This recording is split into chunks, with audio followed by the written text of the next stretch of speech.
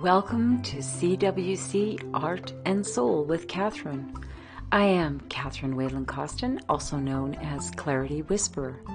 I am the host and producer of the shows, a series of deep exploration into higher visions, better ways to live on planet Earth, new insights that may help us move beyond the old ways and into new, more harmonious systems that empower all, not just some. What if it isn't a choice between black or white? What if we can choose from a color palette far beyond what has been explored before? What if? So many possibilities. If this kind of exploration intrigues you, please grab yourself a chair, put your feet up, as long as you aren't operating machinery, of course, and join us to mine for gems of wisdom. No medical advice is offered on any podcast on this channel. If you require medical assistance, please contact your healthcare practitioner. You can find previous podcasts on the website cwcartandsoul.com or on Apple Podcasts or on the YouTube channel. The guest list and future shows are also listed on the website. Now let's get exploring and have some fun.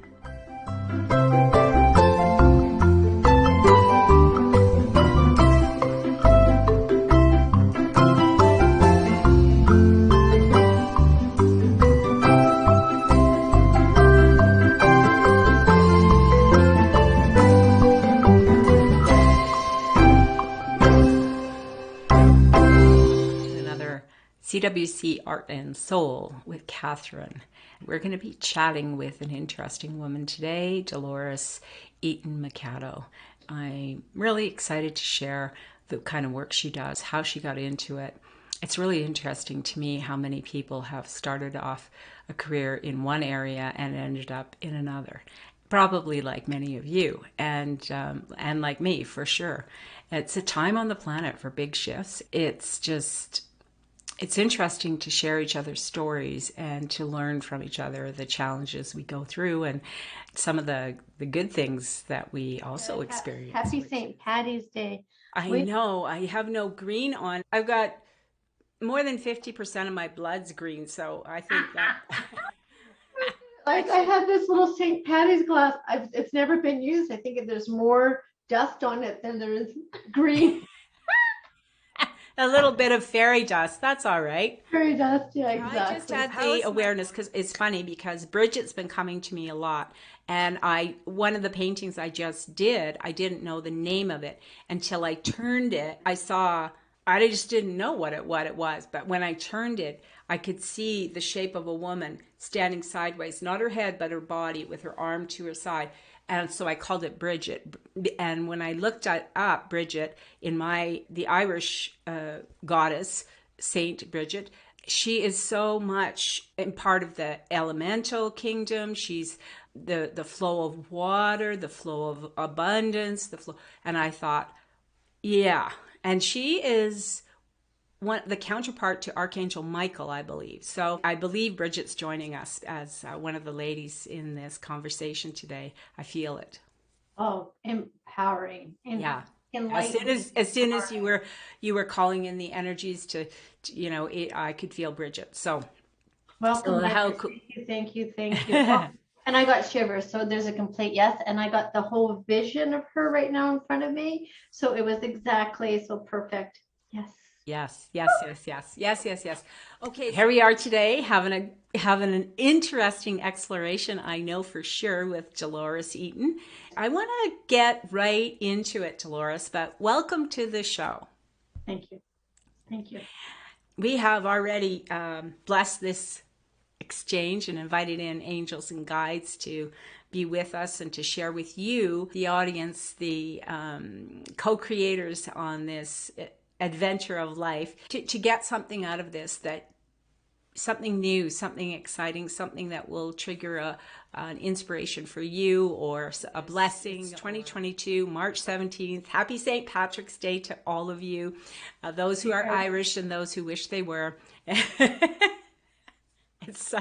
It's such a funny saying. It makes me laugh. But, you know, there's a lot of magic as I've been looking at my ancestors who were basically forced out of Ireland as part of the whole colonialization. That, you know, a lot of people only think this happened to brown Indigenous people, but it's been happening all over the planet forever. There was a lot of attempts to suppress the elemental kingdom, the fairies, the awareness of that connection to nature and the angelic world, and how we are better served on this planet when we connect with all of that. And Dolores, I know you work with the angels all the time. And so I really think this is kind of perfect that it's St. Patrick's Day, that we're having this conversation and exploration.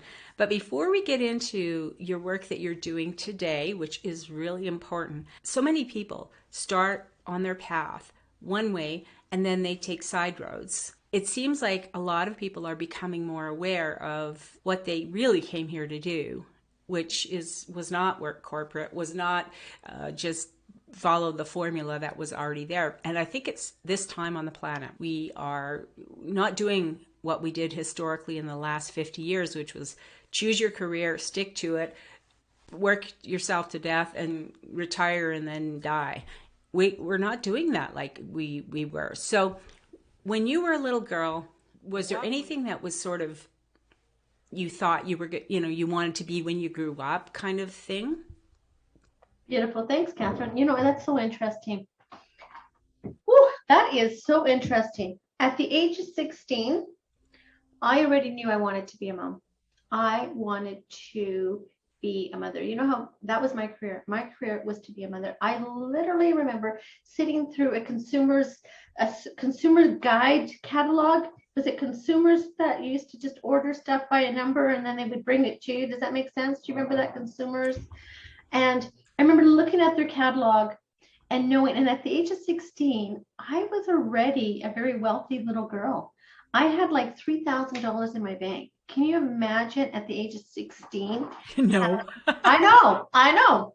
Because I was already a workaholic at 16. I knew how to make money and you knew how to put it away. At the age of 16, I was already figuring out how I could afford to be a single mother, wanting to have a child and knowing how much a crib was going to cost, how much all the costs involved in starting a family, let alone, you know, food and daycare and work. And that wasn't in part of the category. That was just having what they're having, the essentials, what a baby needed. That was pretty crazy. But I mean, that was just a thought that came by when you asked me about a career, because I wasn't thinking of a career. I really wanted to be a mother. Yeah, it's so funny because I was younger than that. And it was before my dad died, because I remember telling my parents, and it was a big joke, that I was going to have 50 children and I was going to live in their basement.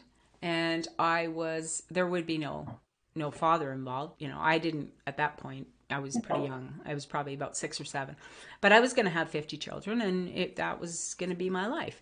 And I think now, having that, one of my past lives, I think I ran an orphanage. And I think that's where I just was going to continue that work. That's, you know, what I thought. So Makes sense.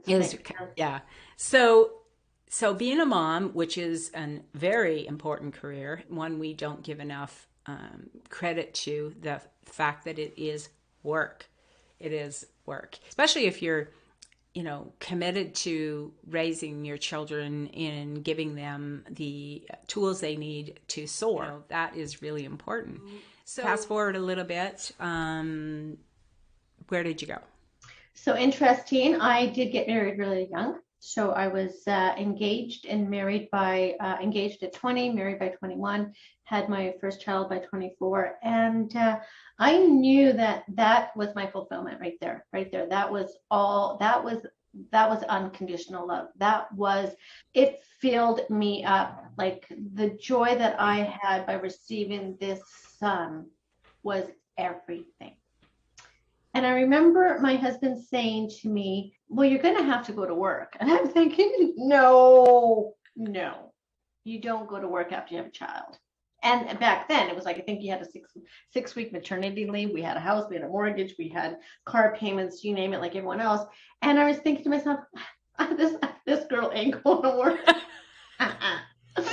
That's funny. So interesting. A girlfriend of mine was in sales and she was selling a beautiful line of fashion jewelry. And she said to me, do you want to sell jewelry? And I'm like, no. I can't imagine having to phone people, like to sell myself, selling a product, and like at that time, when you're thinking 32 years ago, a pair of earrings was $40. Who can buy? I can't afford a $40 pair of earrings. How the hell is someone else going to afford a $40 pair of earrings? Like that's the week's budget for groceries, let alone a pair of earrings. Yeah, it really shows your limiting beliefs at the time, though, right? Absolutely. Anyhow, I did. It was like all of a sudden it was like this deja vu. I was like, you know what? I'm going to do it. I'm going to do it. And I did, buy the $800 kit. And I remember saying to my husband was like, 800, where are you getting 800? And I'm like, I can always find money. Like I can squirrel away money and I can always find money. And I'll have it paid back within a month. I'll have it back into our savings or checking, whatever we needed to have it in. I will have it back in a month. So whatever I put out there, whatever I put out to the universe, it happened. And it happened. I got the kit and book solid on the floor, on the phone, booking shows, getting out there, selling myself as though I had done this my entire life. So just a natural flow. It's interesting when you feel that passion. You initially said no. Yeah, I'm not going to do that. And then sort of the passion started going, and it's like everything falls into line. Everything. It was about that motivation. I was like, I'm going to, and also I was challenged. Like you're not going to make back that 800. So if you're telling me I'm not, then I'm for sure going to show you that I know I can and will, and whatever I say I'm going to do shows up, because I removed that whole limiting beliefs that someone can't afford the $40 earrings. I was now selling them the $40 earrings and the bracelet to go with and the necklace to go with it, and you probably need a ring too. So in that was. And I also put out there that I was only going to receive those that could afford to buy it. So did you already know, because this is before the harmonic convergence, the big shift on the planet was 1989. So do you think this was part of your, like as a child when you came in, like you grew up with a bit of a religious background, no? Yeah, I was born and raised Catholic, very strong Roman Catholic, very traditional Roman Catholic upbringing. And in almost every religion that I can think of, there is a connection to angels. That for sure is always talked about in all religious texts. So there's that part of the spiritual thing. But where did you get the idea? Like this is really important for me, and I feel like for people watching, is to understand, because a lot of us got those walls and went, so I guess you didn't. I didn't. It's interesting that you say that, because at the age of 14, I went to a restaurant. I was actually 13, because at the age of 12, I was working at a senior residence feeding old folks at the time. And I remember making it a job. I said, I was a volunteer. I got in there, I was volunteering. And then I went up to a lady there and I said, can I feed your parents so that you don't have to come here every day, and you can pay me $1 a day for coming to take care of your parents? God, you're like an entrepreneur before. Yeah, that was the age of 12. And I remember making $7 a week, which was huge money. 21 every 2 weeks, $42 in the bank. I was out shopping like I was a multimillionaire. I would go out. I was 13 shopping like I was 35. And then I remember after that, I was thinking, you know what? I think I'm done with this part of my life. And I went to a restaurant and I'm like, I want to become, like, what kind of job do you have here for me? They said, well, you don't even have a social insurance number, and we don't hire anyone under the age of 16. And I said, I can do that job better than a 16-year-old can. And they hired me. And I went and got a social insurance number, and I was 13, 14. Yeah, I was 14 when I started washing hair as a shampoo girl. and I didn't have a social insurance number yet. So I had to, that's why I applied for it, so I could have that job. So I was 14. So it was really interesting. It's just that knowing. I just knew that I never gave myself any limitations. And then I remember within 6 months, I'm like, I don't want to wash dishes, but I do want to waitress. And they're like, well, you're too young to waitress. And I said, okay, well, then I will bus. On the weekends, I was busing a bus girl. I was 16, so probably by the age of 15, I was already a waitress serving tables at the age of 15.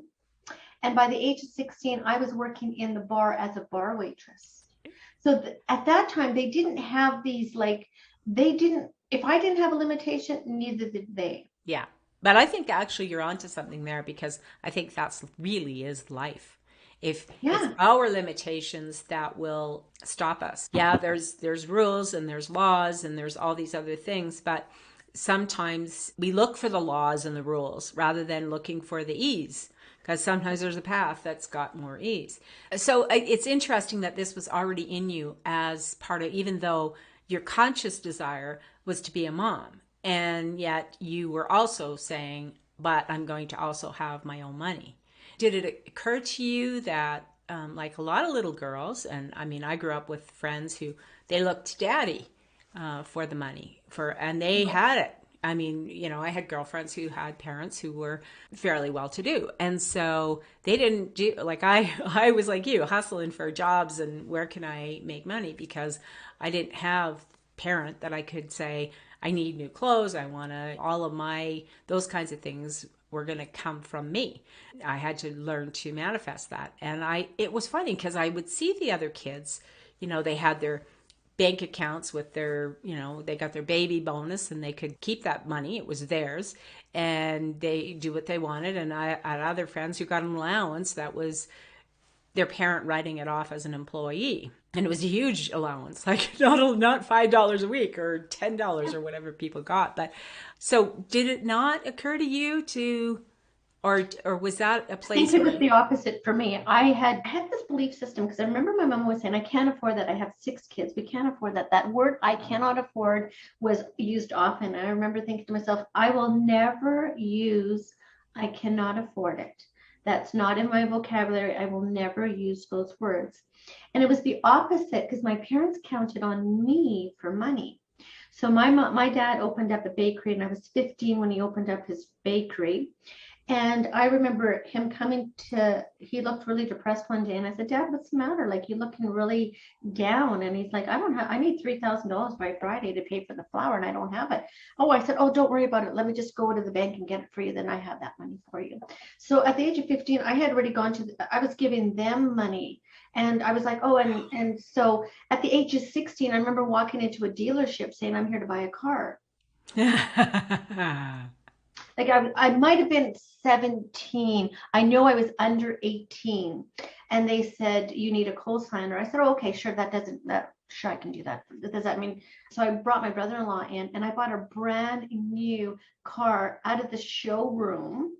And it was a Chevette. It was a Chevette. It was like one of these little box cars.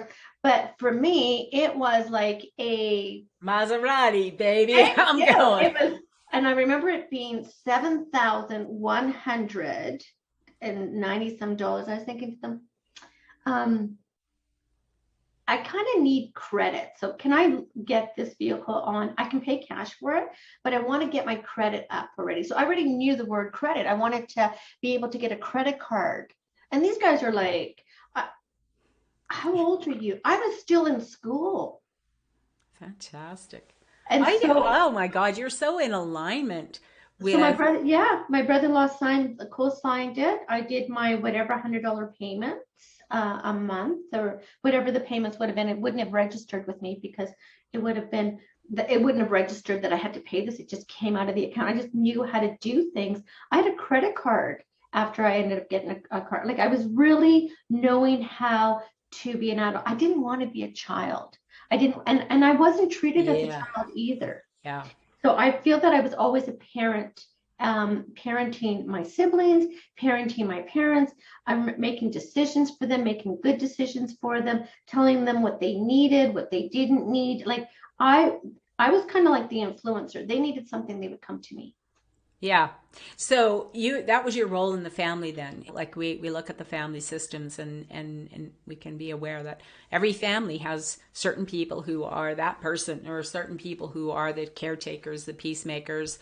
Certain people are the joker of the family. You can count on them to make you laugh or whatever it is. We all have our roles. And it's interesting how easily we seem to just flow into them, kind of get stuck there. If you get the bad boy role or the bad girl role, it's hard to break free. People like to keep us in those roles as being that. And it's fine if it's a role you'll enjoy playing, but maybe you don't and you want to break out of it. And, that stereotyping, it happens in the movies, but it happens in real life, is that we put people in those boxes and say, okay, I know I can depend on you to be that, whether it's the bad, the good, whatever it is. We don't like it when people change, and yet that's the whole point of being here, is to change, grow, and expand. And then you went on to this jewelry business and became very successful at it. Yeah, I did it for 30 years. The first, let's just say the first 15, the kids were really young.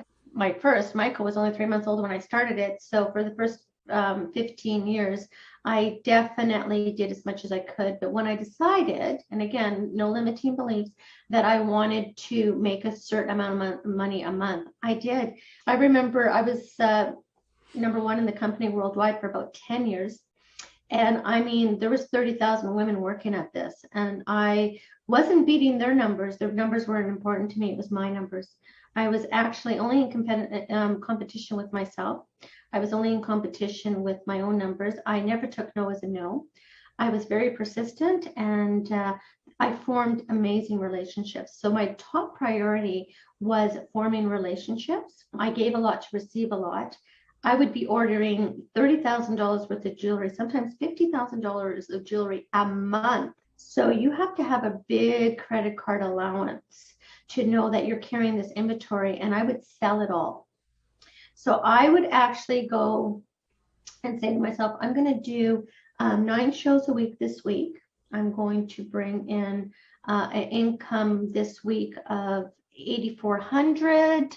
And those were I had no limiting beliefs. Everything I put out there, I never had an outstanding credit card bill. I never had paid interest on a credit card bill. And if I brought in 30,000, I sold 32.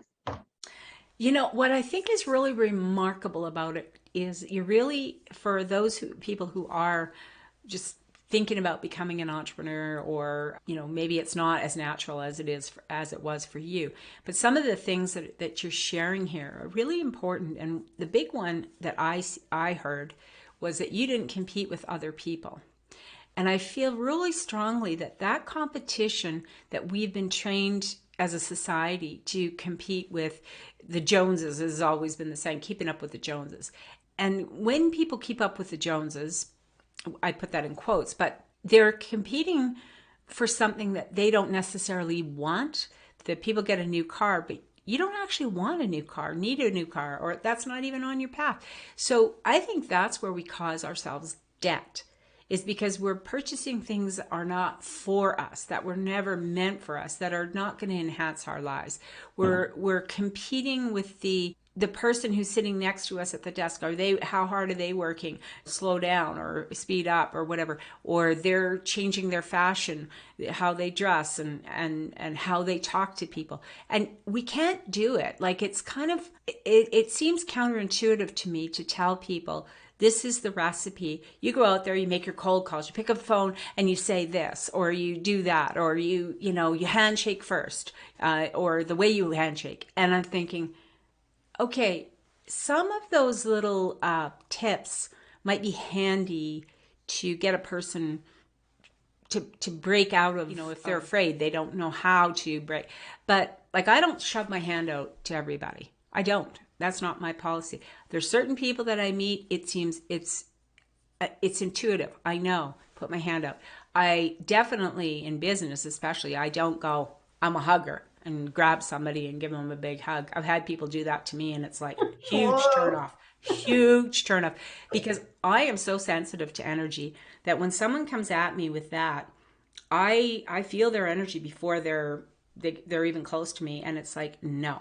Me too. If I want a hug, I'll invite one, but I do not want somebody throwing their energy at me like that. I'm very aware of that. But there's different strategies that people have been taught that you have to do. You have to meet this quota. You have to, and it's not your quota. It's not your goal. It's someone else's. This is it. This is the recipe for success. It's why I've never really resonated with some of the different marketing plans. Like I sold Tupperware at one time. I sold Chantal clothing, which was a line of clothing in the 80s. They had a certain way you had to do it, and how you rewarded your hostess, and how you all those kinds of things. And you'd go to these meetings with groups of, usually it was full of women, and the meeting was very structured. And there were certain things, everybody got up and yelled something fabulous at some, and I felt like it was,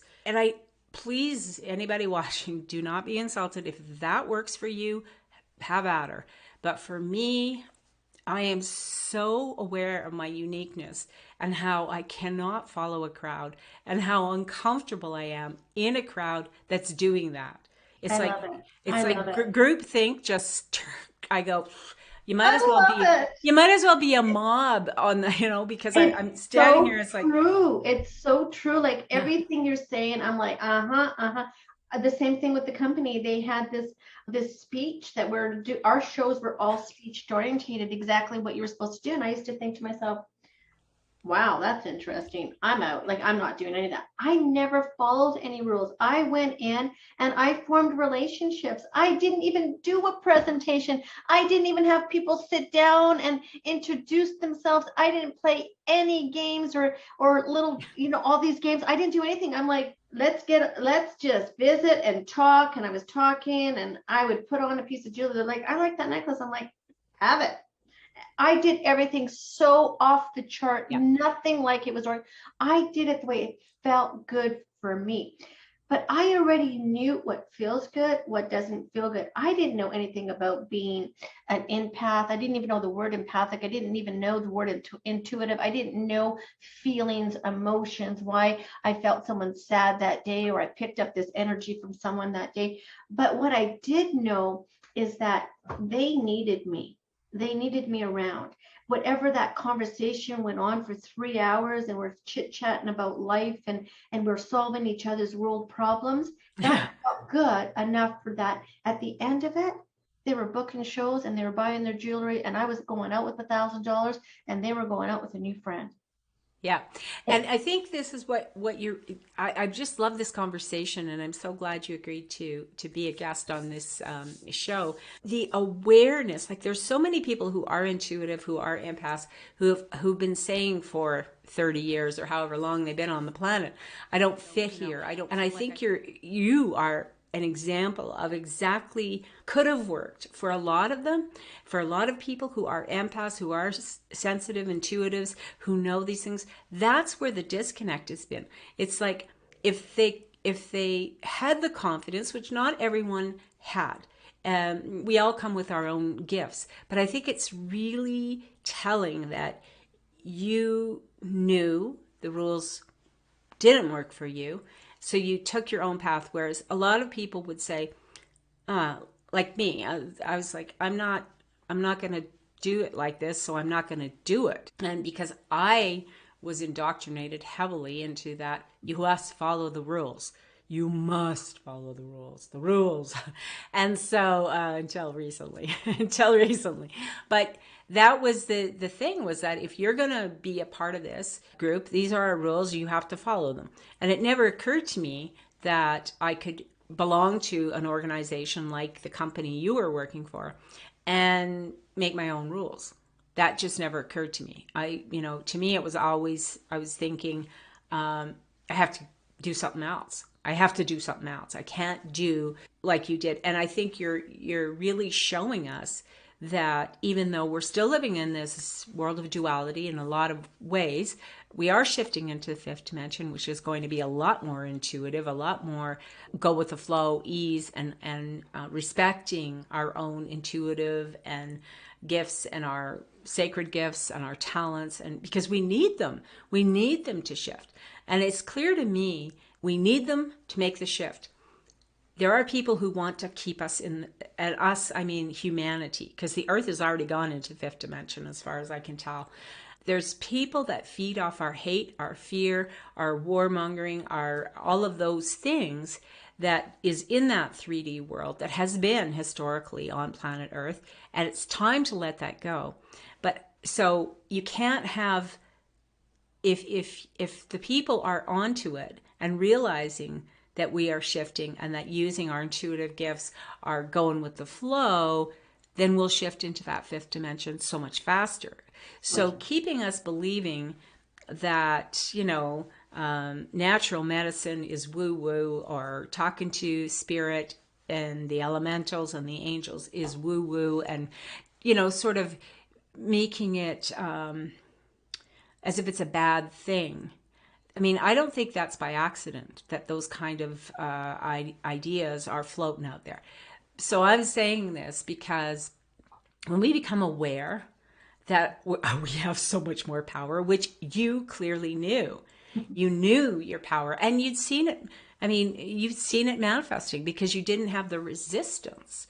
So for people watching, think about that. You got gifts, you got talents. I'm not telling you to go out and break laws, or don't say that I'm saying that, because I'm not.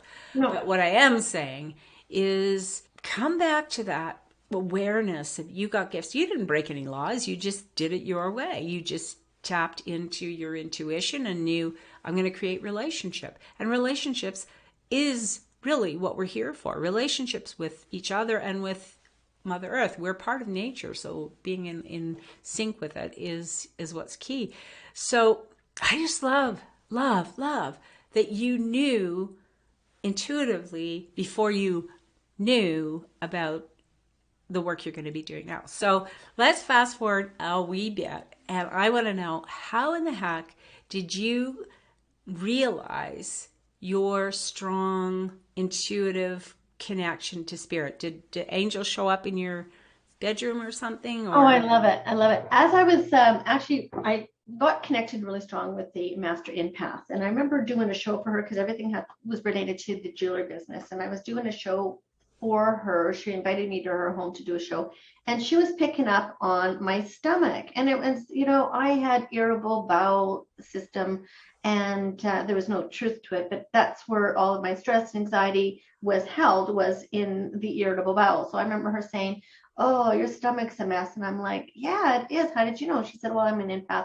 I pick up energies. And I'm like, well, then let's do it. I said, once these people get out of here, let's clear it, let's cleanse it, let's send it to the light and let it be done, because I don't want to hang on to this anymore. And I already kind of knew, for some reason, I wasn't stuck in this religious stuff. I already knew that instant healing should be instant healing. There shouldn't be, nobody should be suffering. So somehow I knew that my body shouldn't be suffering. I don't know what, but I knew it.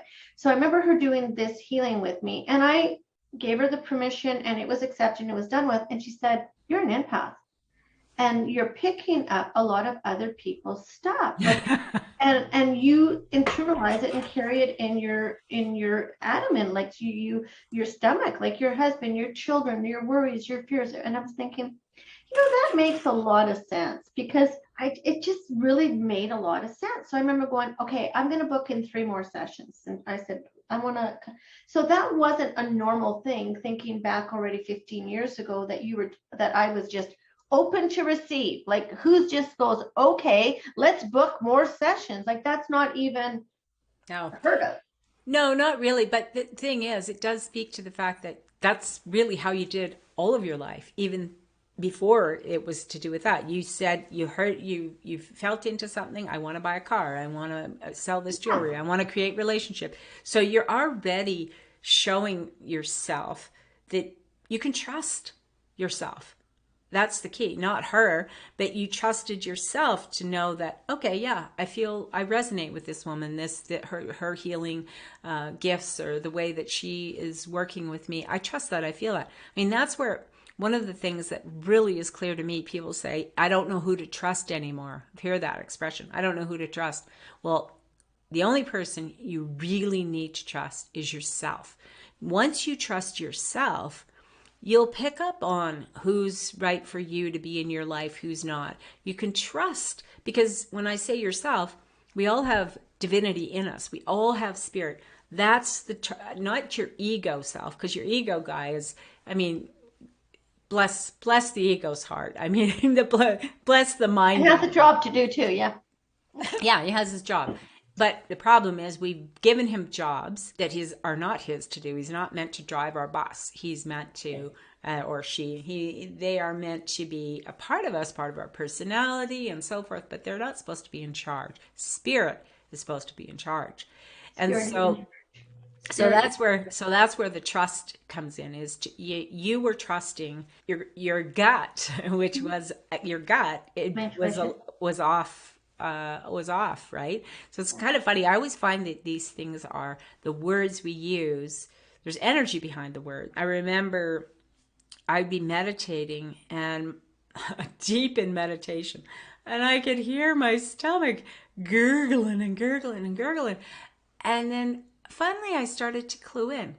It's processing. It's digesting. It's digesting the energy that's coming in. I could have figured, like, it wasn't like I had supper and it was, no, it would just be gurgling, gurgling, gurgling. And so I started to see my body believes everything I say, right? So it was believing that when I was processing and digesting. And it's very true, because that is your sacral chakra, and your sacral chakra is the intuitive part of knowing. The sacral chakra is the intuition. It's knowing this doesn't feel good. So it was always around my chakra, a sacral chakra, that was the digestive, because it was like, this doesn't feel good. I know this doesn't look like. It was always the feeling, and my sacral chakra would pick it up. Yeah, exactly. I love that you were open to it. But I mean, you're already telling us you had a relationship with this woman. You were selling jewelry to her. So you were already in relationship. And it's through those relationships that we really do connect with people on our path. And she obviously had something for you to help you to remember who you are. So, okay, so she tells you you're an empath, and then what happens? I go home, I tell my husband my new gifts, my new empathic gifts that are opening up, and he's like, oh, okay, sure, interesting. And so I'm like, oh yeah, I booked another 3 sessions. And I'm like, and it's like, well, good, as long as that's making you happy and it's healing your body, I'm good. So I had a very receptive husband. He was always, and I'm very grateful. So he was never one to diss what my next idea was or what it looked like. If I was getting healing and it was going to heal my stomach, he was happy. Yeah. If I was selling jewelry, if I was happy, he was happy. And it not like that made a difference, but he just knew whatever I'm going to do is for the highest good. It's for the best. It's for the best. Yeah. He already knew everything I touched turned to gold. He already knew anything I wanted showed up. Like through our whole marriage, everything was an ease and flow. Money showed up when it needed to show up. A house showed up when it needed to show up. The kids showed up when they needed to show up. There wasn't that anxiety or that stress of needing. It just that belief. So he clearly had his intuition turned on too. And so your relationship could, whether, he may do it differently, but he obviously, there was a trust. And not, I find it really fascinating because you got married in the similar time frame that I did, and we grew up, we're similar ages, but with a similar attitude. So it's interesting that you attracted a man that was secure enough to not feel like he had to be the head of the household, the one making all the decisions, the one with, He'd rather not. He did not want to make the decisions. He did not want to be in control of money. He did not want to be in control of the family. He handed that all over to me openly. He's like, take over, do what you got to do.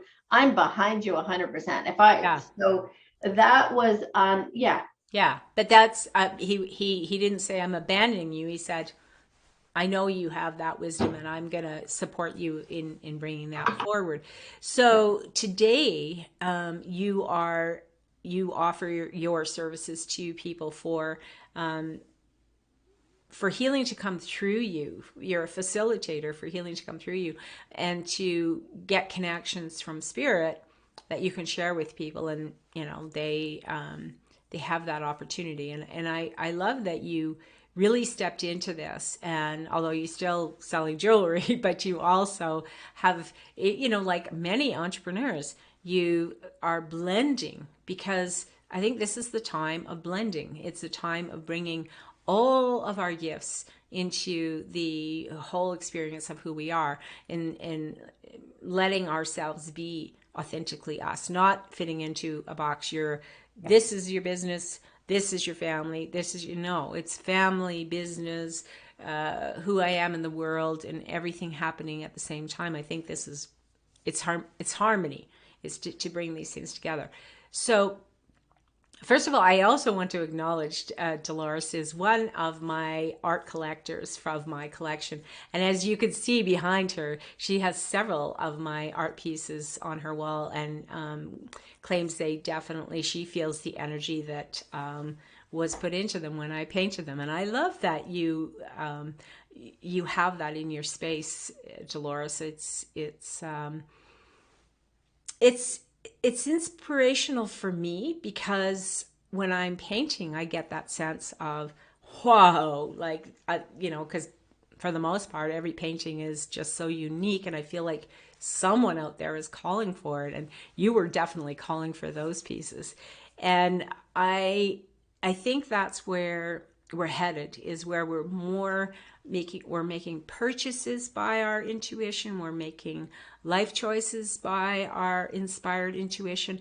And what the kind of work that you're doing with people is to help them you're helping people to move forward, even whether they're already an empath, whether they're already psychic and whatever. Even people who are psychic often need someone else to help facilitate for them. Like I laugh, side note here, that people say, how come psychics never win the lottery? And it just cracks me up. It's like, it's not about whether or not how do you know psychics don't win the lottery? If they are psychic, they're not going to be telling you that when they're, oh yeah, I'm psychic. And besides that, the numbers are not already picked. So a psychic would have to see their, but they could have a dream with their numbers to know which numbers to buy. They could have that kind of thing, could happen. But it's like, doctors don't perform surgery on themselves. You have to have somebody help to facilitate. And so that's basically the kind of work you do. Am I right? Exactly. It's interesting because, again, when I decided that I was going to open up the spiritual business, I was like, I might have done it in a way where, again, it showed up. It started making money right away. I had clients right away.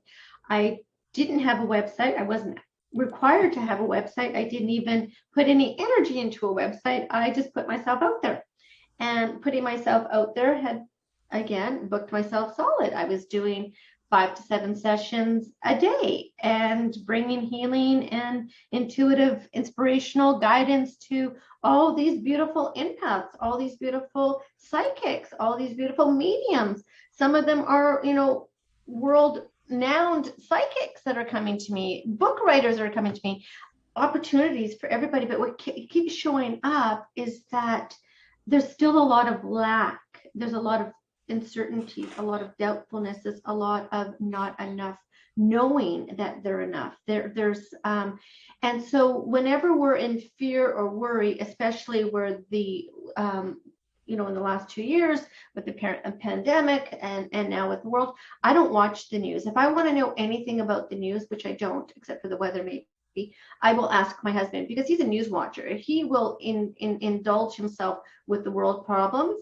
I'm only going to indulge myself with God, with spirit, with guides, with angels. I'm just going to indulge myself completely, healing what I need to heal within to send out, so that who needs me. I can't just, with permission, if someone's coming to me, like even before we came into this session, I had an emergency call, and she's like, I need your help now. She's a psychic, she's a medium, she's intuitive, she's gifted, and her body was just shutting down, a complete mess. Yeah. But And that's the thing is we have, that's why we're not the only person on the planet. That's why we have other people to connect with and to be mirrors for us and to help us to shift things. But you know, you make a good point here, and I about the news, and I also trust that if I need to know it, I will know it. It will come to me in some way. I don't have to turn on the TV to find out, or even follow news on social media and stuff. It will come to me. And the thing is that empaths really do need to protect their energy, because if you're watching the news and you're feeling every single thing, you're going to become mush, and you are not going to be able to help even those people that you know need help. So it's really important. Like, I know there's some negative comments about people. Oh yeah, you just got your head in the sand. It's not about having your head in the sand. In fact, it's like, you can have your head in the sky too. You got to be in your body and pulling in that information from spirit. You got to embody this physical body because you're on planet Earth, but you do not have to take all the shit that people are throwing at you. Excuse the shit, but it is.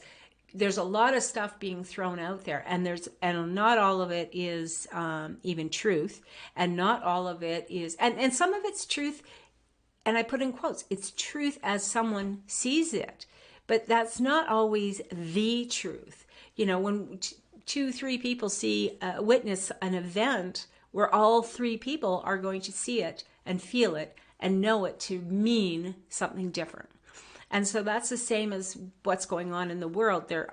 Have always been situations where we only hear the truth 10 years later or whatever. So if you are, especially if you were an empath, be selfish, be careful with your energy. Don't let the world just take it and manipulate it and use it to fuel their own agendas. I mean, if you want a better, beautiful world, you got to focus on a better, beautiful world and attract that to you. Because the more we do that, the more that world is going to be more common, more normal. Like, I don't want to return. People talk about the pandemic. Oh, when are we going to get back to normal? I don't want that normal. I want a world that is peace, harmony, fairness, equality, no matter what color your bodysuit is or what shade your eyes or hair are. I mean, this is the superficial stuff that we, not that, I mean, the body is beautiful and all the different shades of it and all the different cultures and everything, it's all beautiful, but it's superficial. It's not who we really are. Because in this lifetime, I happen to have a body that a lot of people will call white, but it's not white, obviously. I mean, there's days when it looks more white gray than others, but it's definitely not white.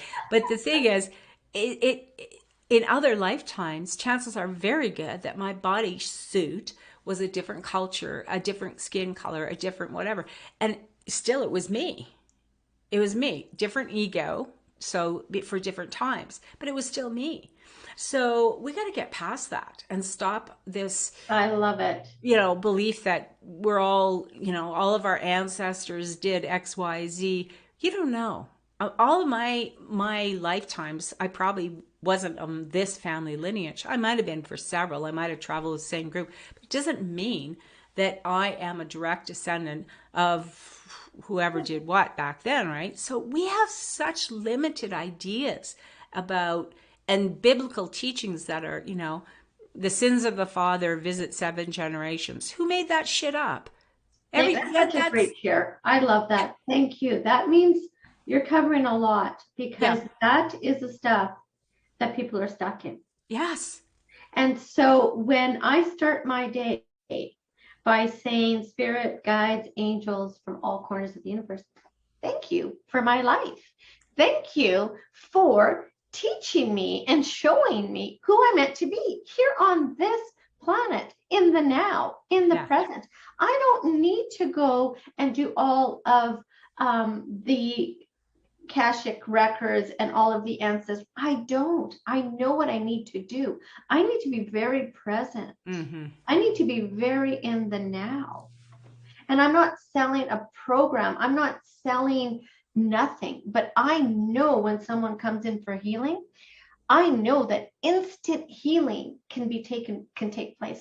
I witnessed healing yesterday in my dream, because I had permission to my nephew is really sick right now in the hospital, so I called out to him and asked him if he was okay if I prayed and healed over him through the creator of all that is, through the energy of God, and he said, absolutely, how beautiful.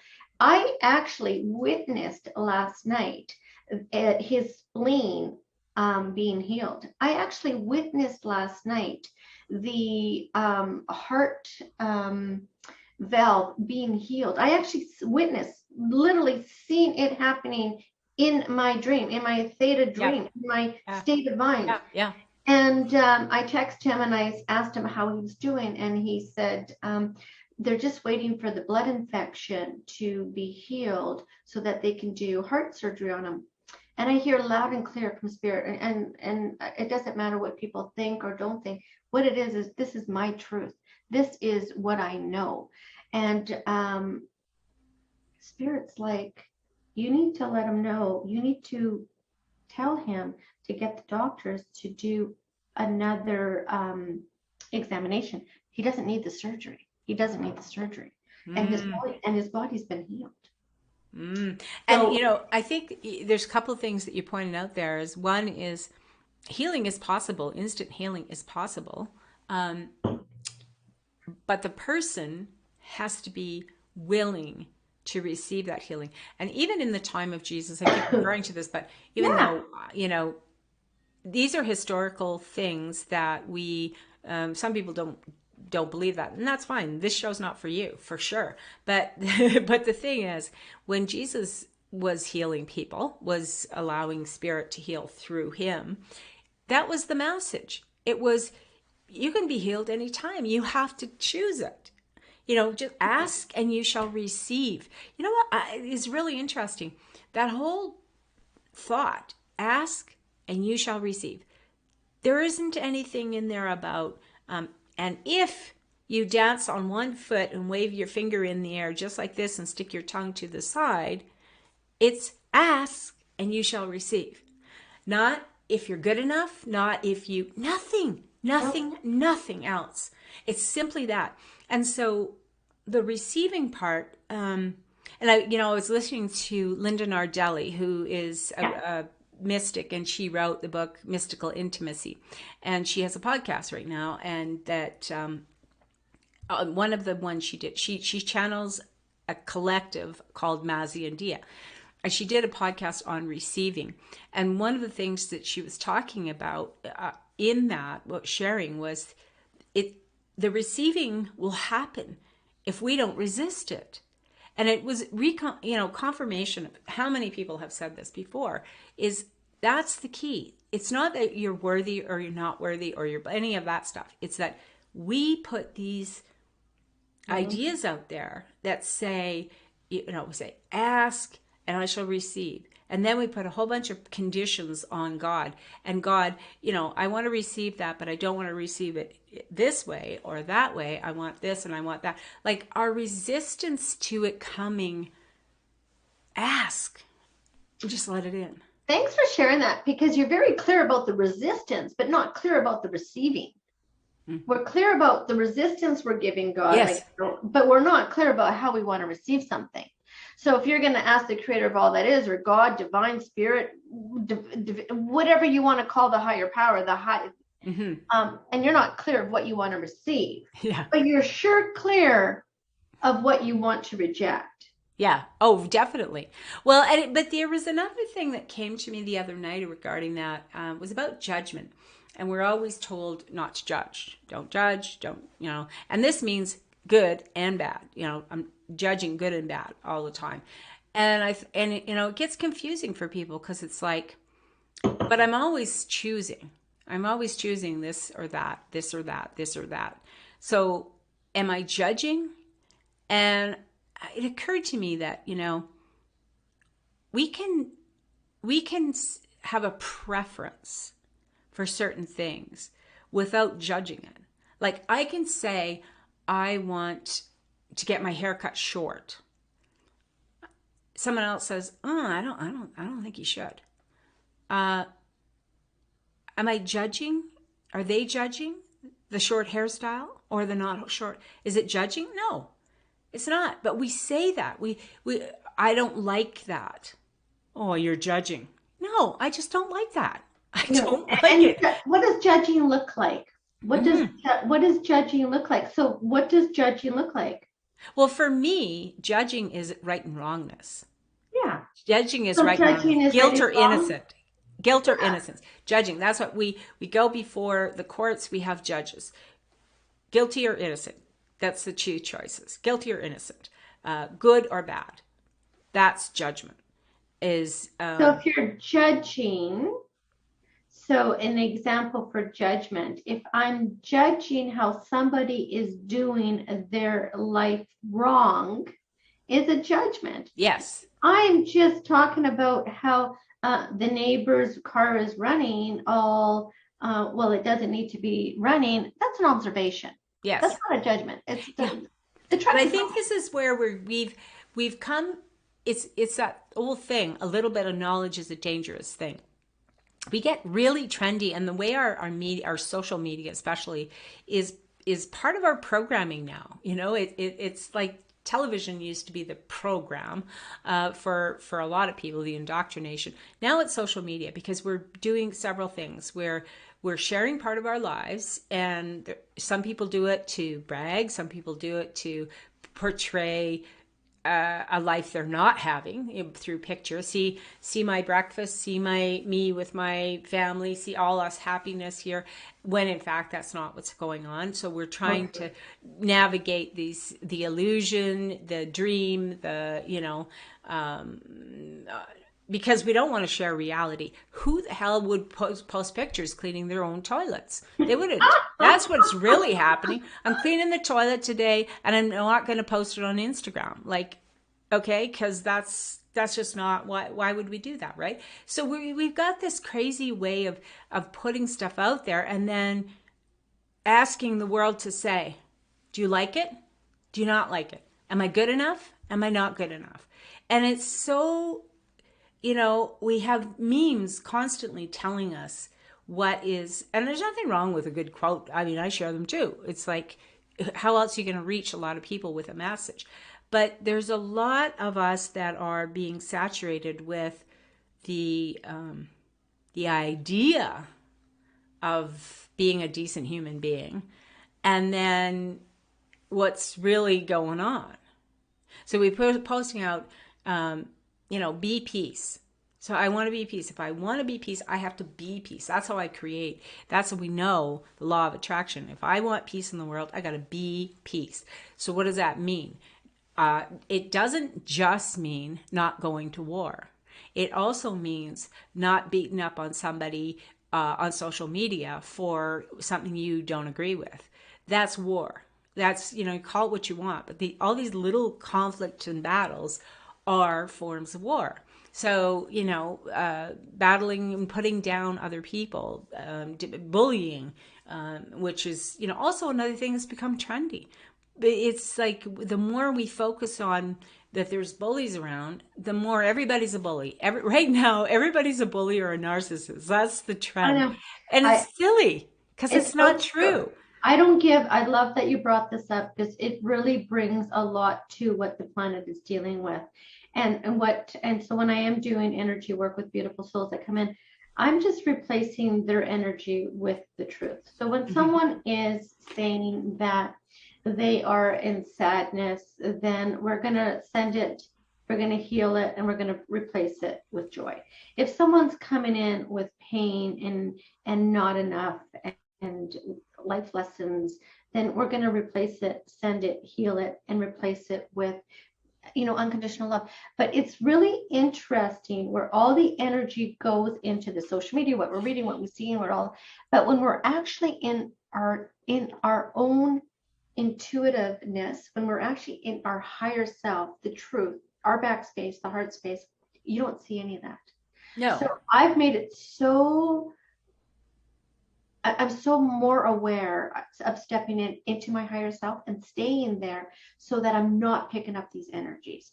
So this way, I'm not going to be in a spin with the world. I'm not going to be in the spin of the news and what's going on, so that I can stay in unconditional love. So I can stay in joy. So I can stay in, living my passion.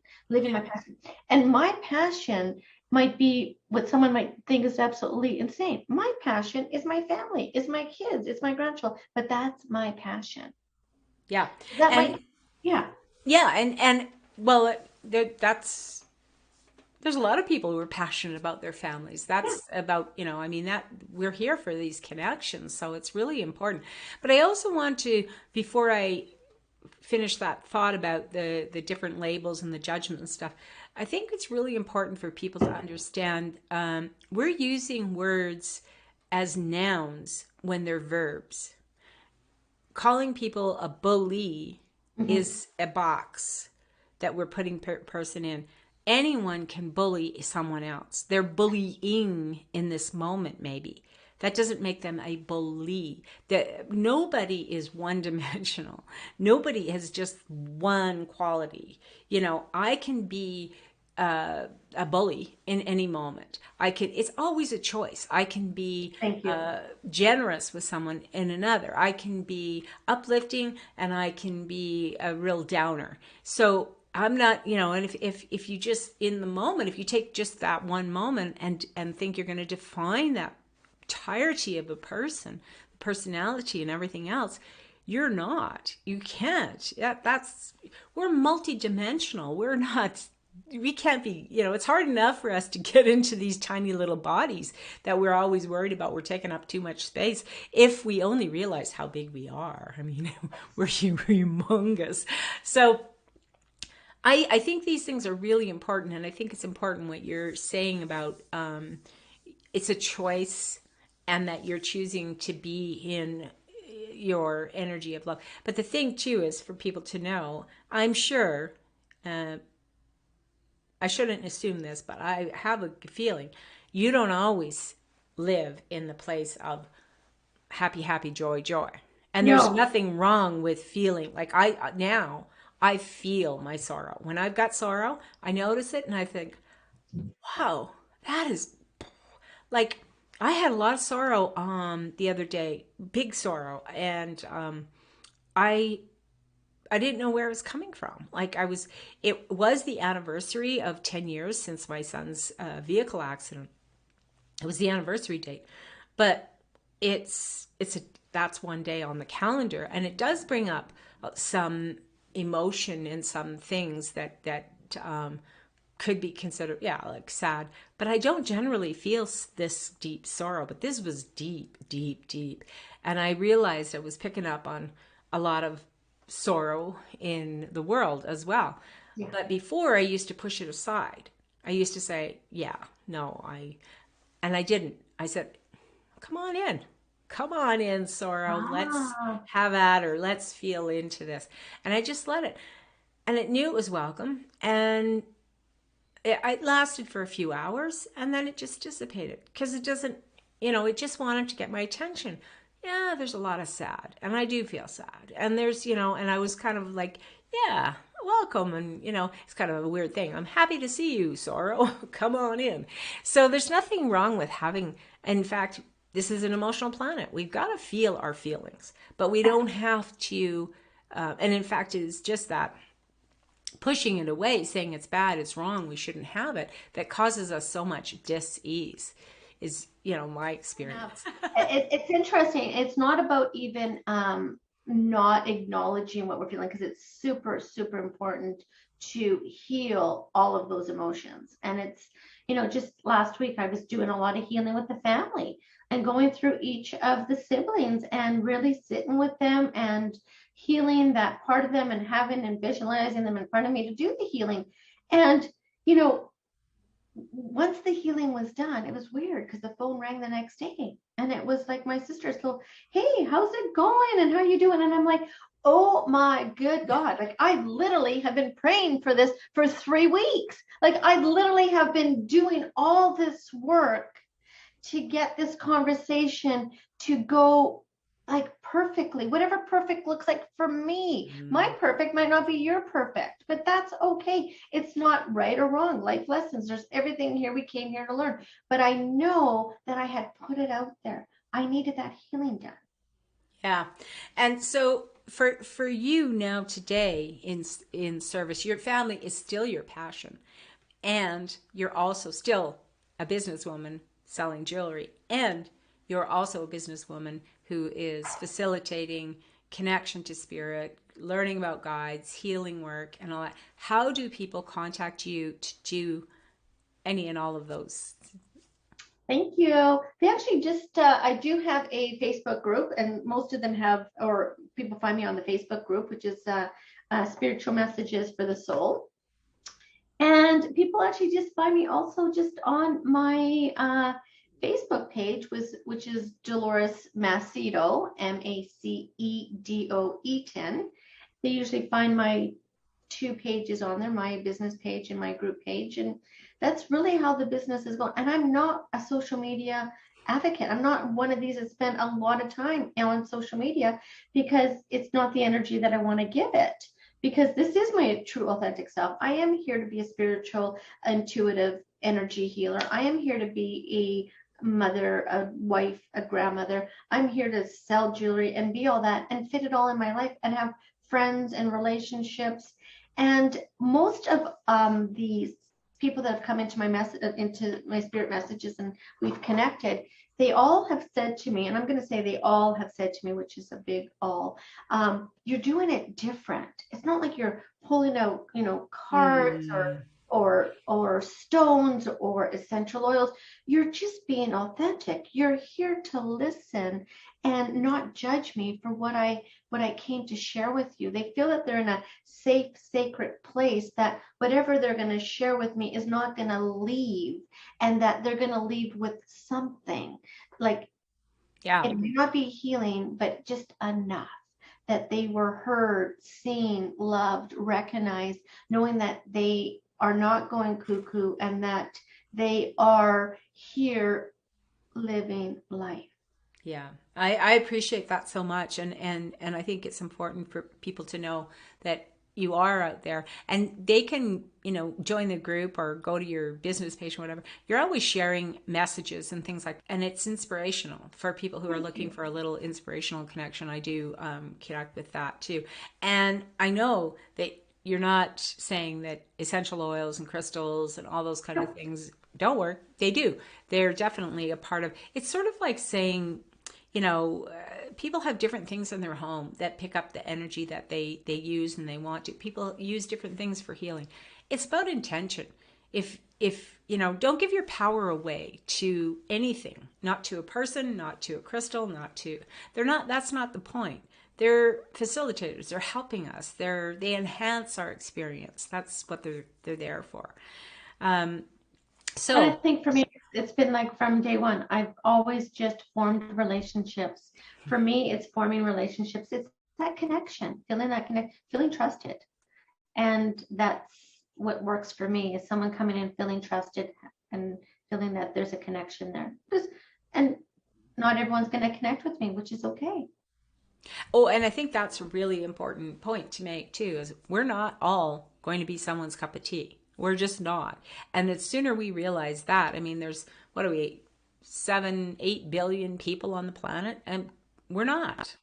But there's enough. You don't need to have friends with 7 or 8 billion people. You need people, and you always will attract people into your life that will be in alignment with your energy. So if you are in happy, joy space, and you're looking at life, as potential, and those are the kind of people you're going to attract. If you're looking at it from another point of view, then that's who you're going to attract. So it's really true that, our environment plays a huge role in who we are and how we see life. But we don't have to, we can move. Somebody said, I saw that, you're not a tree, you can move. You can move. Move. I love that. And that's not about denying. It's funny. I think that people often will say, you're denying reality. And what has come to me is, I'm not denying reality. I am denying your version of reality. It's not my version. So why should I have to accept a version of reality that is filled with chaos and turmoil and what have you, when I have choice. It's a free will planet. I can choose to be that. We all have roles to play. We all have lessons to learn. We all have gifts to share, and we do it in our own unique way. And you are doing it in a fabulous and unique way, Dolores. Well, and so are you, Catherine. And it's interesting because I love how our energies came together. I love how our friendship was formed, because it was really formed in that place where we could, you could feel, or we could both feel, to share whatever we needed to share, and feel that there was not being judged or not being, it just felt like it was welcoming. It's like, this is what I got. This is what it was, sharing. And we learned so much from each other. Okay, well, I think we'll wrap this up. And thank you so much, Dolores. And thank you to all of you. And until next time, take care.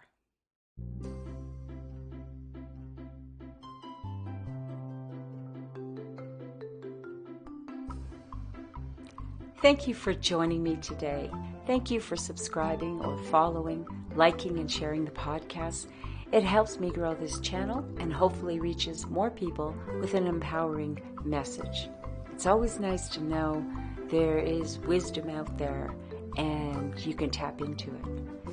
Visit the website for more information on how to be a guest, see the guest list and future shows and topics. And while you're there, I invite you to browse my acrylic art pieces on canvas and wood. They make an amazing home decor, high vibe art. And you'll also find the link to my storefront for luxurious women's fashions and home decor, created and designed by me with my art, and manufactured in Montreal, Canada by the Galleriste.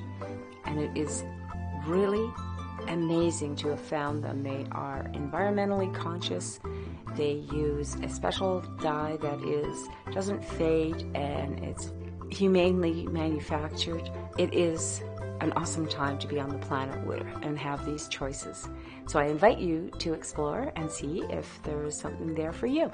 Until next time, take care.